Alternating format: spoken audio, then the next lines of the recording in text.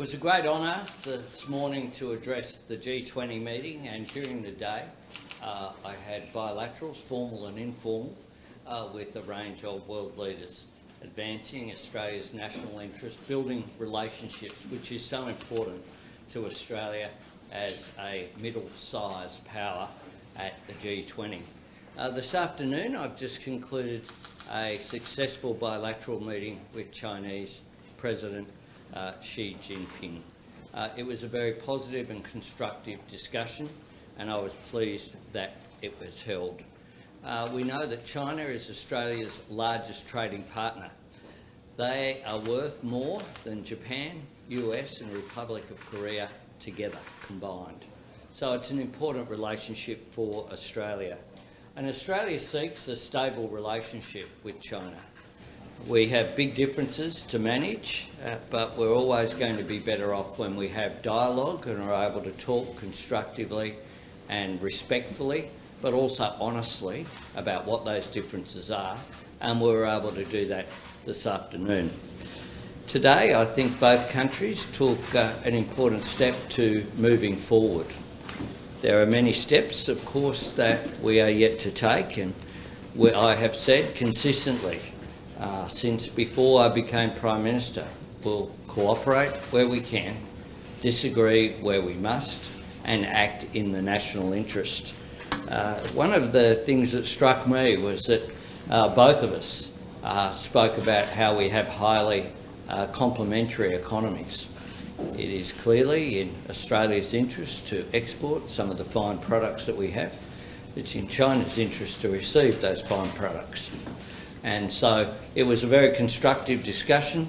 I think it was a positive development in our relationship as we approach the 50th anniversary of diplomatic relations between Australia and the People's Republic of China that, of course, occurred post the Whitlam government's election that we will celebrate with the opening of Goff's House in Cabramatta on the 2nd of December, but also, of course, the signing that came into effect on the 21st of December 1972 when our respective ambassadors signed the agreement to recognise each other in Paris. Happy to take questions.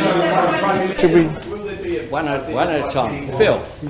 In terms of tangibles from the discussion, was there any mention of resuming annual dialogue, leadership dialogue we used to have with China, and or like the Blinken visit to China, which came out of the Biden talks? Was there any suggestion on your minister, Senator Wong or Farrell? We agreed that there'd be further dialogue. There have, of course, already been meetings between our foreign ministers and our defence ministers, and we agreed that that was a positive thing. The foreign minister was there at the meeting along with other senior officials from China, as well as our head of the Department of Prime Minister and Cabinet and our head of Foreign Affairs. So I would expect that there will be further meetings. Prime Minister? You said a minute ago that this afternoon you were aiming to communicate honestly as leaders in peers and also articulate differences. What differences did you articulate? I put forward Australia's position when it comes to the blockages in our trading relationship. I put forward the differences that we have on human rights issues, including Xinjiang. I put forward specifically as well the cases of Cheng Lei and Dr. Yong. And I also put forward our position on Ukraine and asked that China exercise its influence on Russia, specifically about Russia's threats to use tactical nuclear weapons. I noted that China had called that out and that is a good thing. Prime Minister, should we read anything into the... Prime Minister, the $20 billion question, was there any sign of a concession from President Xi on the trade embargoes? It was a positive discussion. We put forward our position. It was not anticipated that a meeting such as that, you get immediate declarations that I believe if people thought that would happen, then that was not realistic. But it was very constructive. Yep. Yep. Prime Minister. Liam, I was going to ask about a potential pending long visit, but I think you answered that. Okay. Prime Minister, should we? Just here and there. Prime Minister, sorry, thank you. You talked about next steps, and also in the lead up to the visit, the Chinese side talked about Australia needing to meet China halfway. Was there any discussion about any concessions or conciliatory moves on Australia's part? And what are the next steps in terms of, is there a date for further talks, or we're going to take another 6 months to work it out? I put forward Australia's position, and that's what I do. That's the way I deal with people, and I put forward our position very clearly. My view. I've used the language of moving forward together is the language that I've used. Prime Minister, should we read anything into the fact the meeting was 32 minutes long, and did you raise issues of climate change, cybersecurity, foreign interference, Taiwan, and any actions on any of those matters you wanted from China? I certainly raised climate change and the need for us to work together in tackling climate change. I referred to the floods that are occurring in New South Wales. That climate change is a global issue and it requires a global response, and China has an important role to play. On Taiwan, I certainly raised that issue. I put Australia's position, which is support for the status quo, which I put forward in the meeting, and that we didn't wish to see any change to that status quo. And what was the response to that, and why? And sorry, the first part of the question, 32 minutes. Now you're sneaking in a second. No, but you haven't answered colleague. the first. Sorry, Prime Minister. Should we read anything into the length of the meeting? Did he end it? No, it was. It ended. Went over time of when it was scheduled, and it was very constructive. The media were present for our opening remarks. The President then spoke, I spoke, and we had a dialogue and responded to each other's comments. It was a warm discussion. The President spoke about his visits to Australia very warmly, the fact that he has visited every state and territory in Australia. He pointed out that Tasmania was the last state that he hadn't visited, and that he spoke about his visit there in 2014 after he just here and then Matthew. Was there any indication from the President that he will consider lifting trade sanctions? Look, we put forward our position, and he said that we have highly complementary economies, so we use similar language in that. But it wasn't. It is not that sort of process. This isn't a discussion at